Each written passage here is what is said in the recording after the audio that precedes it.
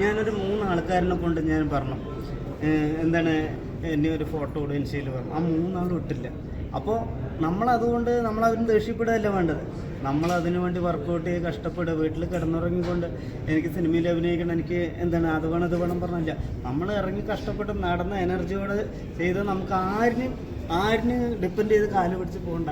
നമുക്ക് സമയമാകുമ്പോൾ ദൈവം അത് കൊണ്ടുവരും കേട്ടോ.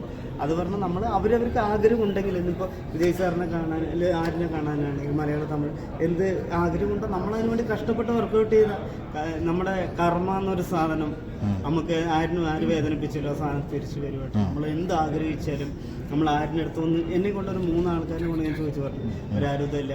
ഇപ്പം എന്താ പറയുക, ദൈവം നമ്മളെ കണ്ണീര് കണ്ടാൽ അത് തിരിച്ച് നമുക്ക് കിട്ടും. അതാണ് നിയോഗം.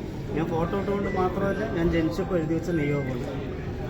എനിക്കൊരു വലിയൊരു പടം കിട്ടി, എത്ര 36 വയസ്സും വലിയൊരു എമൗണ്ട് ആ പടം കിട്ടിയില്ല. അപ്പോൾ ഈ സിനിമയിൽ ചാൻസ് കിട്ടിയ ഈ സിനിമയിൽ നോക്കട്ടെ പറഞ്ഞിട്ടുണ്ട്. ആട് 3 നോക്കട്ടെ പറഞ്ഞ അടുത്ത പടത്തിൽ എന്തായാലും സാർ തരാൻ പറഞ്ഞു. ലോക്കേറ്റിന്റെ